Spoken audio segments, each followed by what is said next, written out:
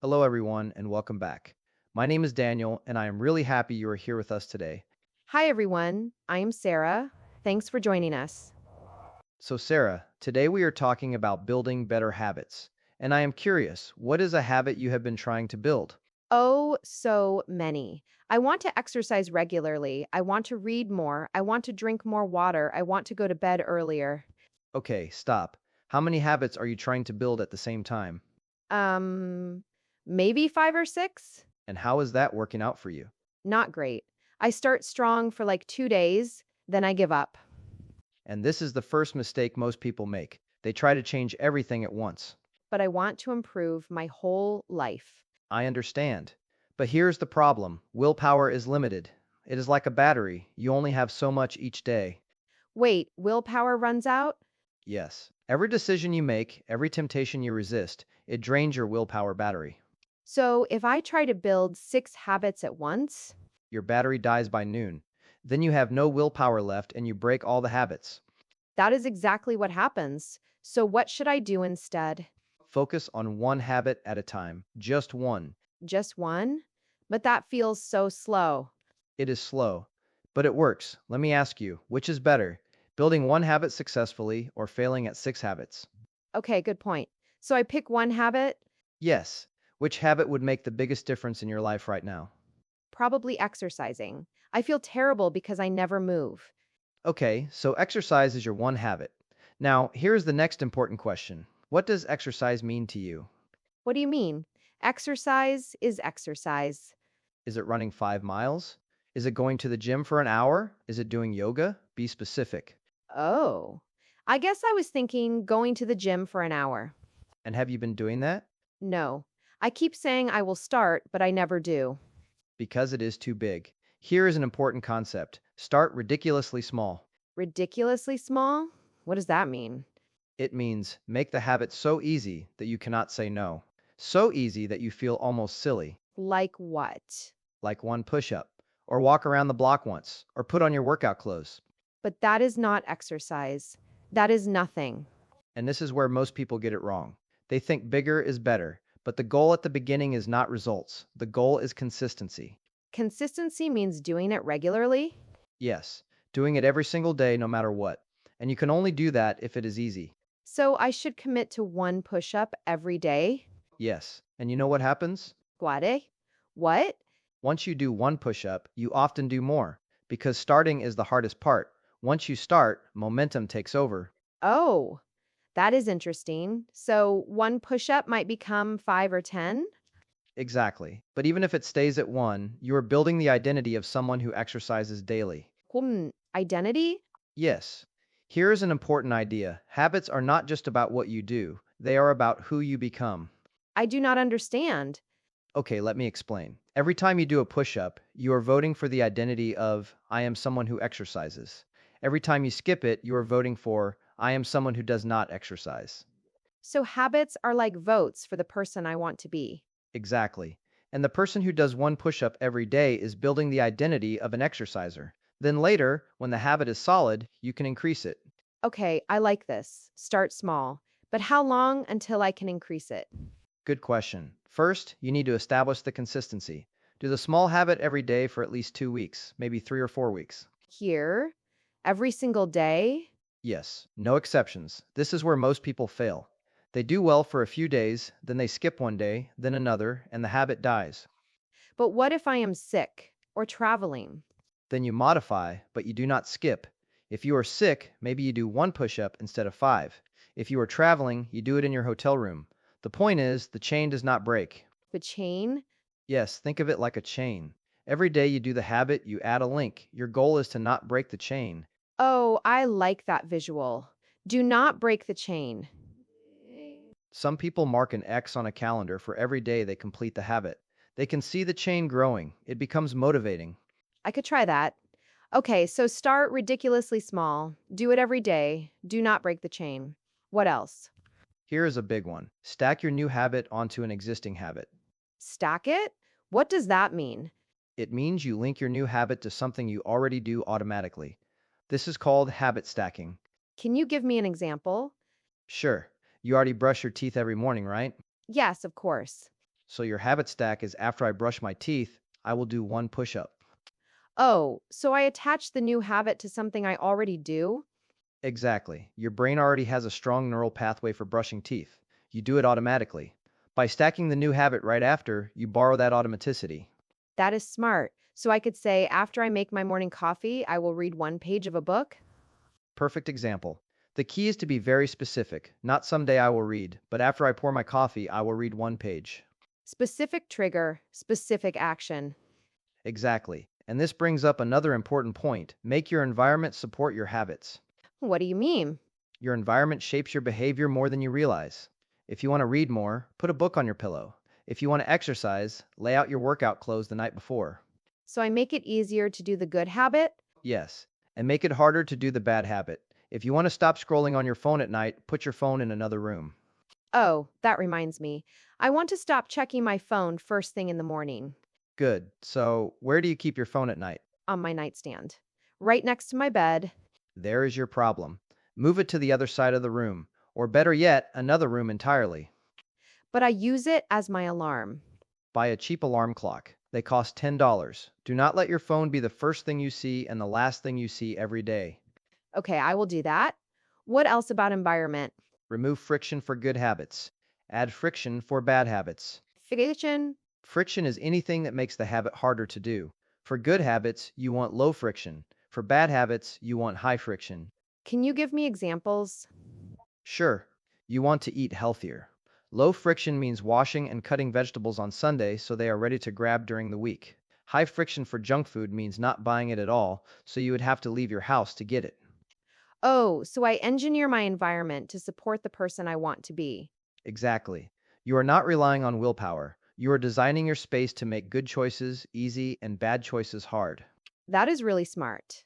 Okay, what about when I mess up? Because I know I will mess up. You will. Everyone does. And here's the key: never miss twice. Never miss twice. Yes. Missing once is an accident. Missing twice is the start of a new pattern. So if I skip my habit one day, I absolutely must do it the next day? Yes. This is critical. One missed day is not failure, it is just life. But two missed days in a row and you are in trouble Why? because your brain starts to see missing as the new normal. The habit loses momentum. It becomes easier to skip than to do. So the rule is never miss twice. Never miss twice. Write it down. Remember it. This one rule will save your habits. Okay, I will remember. What about motivation? Some days I just do not feel motivated. And this is the biggest misconception about habits. People think they need motivation. We do not need motivation? Not really. Motivation is unreliable. It comes and goes. You cannot build a life on motivation. Then what do I build on? Systems, routines, automaticity. You build habits that happen whether you are motivated or not, So I do the habit even when I do not feel like it? especially when you do not feel like it, because that is when the real growth happens. That sounds hard. It is. But here is a trick: the 2-minute rule. 2-minute rule? Yes. When you do not feel motivated, you tell yourself you only have to do the habit for 2 minutes. Just 2 minutes. And then I can stop? Yes. You give yourself permission to stop after 2 minutes. But usually, once you start, you keep going. Because starting is the hard part? Exactly. The resistance is highest before you begin. Once you start, it is easier to continue. Okay, I like that. 2 minutes. I can do anything for 2 minutes. Yes. And you know what happened to me once? I used this rule with writing. I told myself I only had to write for 2 minutes. And I wrote for an hour. Because once I started, I wanted to keep going. But if I had told myself I had to write for an hour, I would never have started. so lower the barrier to entry? Exactly. Make starting so easy that you cannot say no. Okay, what about tracking? You mentioned marking X's on a calendar. Is that important? Yes, tracking is very powerful. What gets measured gets improved Why does tracking help? because it gives you visual feedback. You can see your progress, you can see the chain growing, and you do not want to break the chain. So it is motivating? Yes, but more than that, it creates accountability. When you track, you cannot lie to yourself. You cannot say, I am doing pretty well when you only did the habit twice last week. So tracking keeps me honest? Yes, and it helps you identify patterns. Maybe you notice you always skip your habit on Thursdays. Why? What is different about Thursday? Once you know, you can adjust. That is useful. How should I track? Keep it simple. Paper calendar with X marks, or a habit tracking app, or a simple notebook. The method does not matter. Just pick something and do it. Okay, I can do that. What about rewards? Should I reward myself for doing habits? This is tricky. Small, immediate rewards can help in the beginning, but you have to be careful. Careful about what? The reward cannot undermine the habit. For example, if your habit is exercising and your reward is eating a donut, you are sabotaging yourself. Oh, that makes sense. So, what kind of rewards work? The best reward is the habit itself. Exercise makes you feel good. Reading enriches you. The action is the reward. But what if I do not feel that yet? Then you can use small, aligned rewards. After you exercise, you enjoy a nice shower. After you read, you have a good cup of tea. The reward enhances the experience without contradicting it. Okay, so the reward should support the identity I am building. Exactly. You are thinking like a habit expert now. Thank you. Okay, how long does it take to build a habit? I have heard 21 days. That is a myth. 21 days is not based on real science. Really? Then how long? It depends on the habit. Research shows it can take anywhere from 18 days to 254 days. That is a huge range. Yes, simple habits form faster. Drinking a glass of water every morning might take 3 weeks. Complex habits like exercising daily might take 6 months. 6 months? That is a long time. Yes, but think about it differently. 6 months from now will come whether you build the habit or not. Would you rather arrive at that date with a solid exercise habit or still wishing you had one? Good point. So I should just commit and be patient? Yes. And here's the thing, the habit gets easier over time. The first week is the hardest. Then it gets slightly easier, then easier still, until one day it feels automatic. Automatic. That is the goal, right? To not have to think about it? Exactly. When a habit becomes automatic, it does not require willpower anymore. It is just what you do. Like brushing teeth. I do not think about it, I just do it. Perfect example. And you can create that same automaticity for any habit if you stick with it long enough. Okay, I am feeling hopeful. But I have one more question. What if I have a bad habit I want to break? Ah, good question. Breaking bad habits uses the same principles, but in reverse. In reverse? Yes, for good habits, you make them easy, visible, and attractive. For bad habits, you make them hard, invisible, and unattractive. Can you give me an example? Sure, you want to stop eating junk food. Make it hard by not buying it. Make it invisible by removing it from your house. Make it unattractive by learning about how it affects your body. So I increase friction for bad habits? Exactly. And you replace them with good habits. You cannot just remove a habit. You have to replace it with something else. Why? Because the bad habit is serving some function. Maybe you eat junk food when you are stressed. If you just stop eating junk food but do not address the stress, you will find another bad habit. So I need to find a better way to handle stress? Yes. Maybe when you feel stressed, you go for a walk instead, or you call a friend, or you do breathing exercises. You replace the bad habit with a good one. That makes sense. Okay, let me summarize. To build better habits, I should focus on one habit at a time, start ridiculously small, stack it onto an existing habit, do it every day without breaking the chain, never miss twice, design my environment to support it, use the 2-minute rule when unmotivated, track my progress, and be patient because it takes time. Perfect summary. That is everything. And to break bad habits, I make them hard, invisible, and unattractive, and I replace them with better habits. Yes, you have got it. I feel like I can actually do this now. I have a system. You do. And that is what makes the difference. Not motivation, not willpower, a system. So, what habit should I start with? You said exercise. So what is your ridiculously small version? One push up after I brush my teeth in the morning. Perfect. When do you start? Tomorrow morning. Why not tonight? After you brush your teeth before bed, do one push-up. Start today. Okay, I will. Tonight.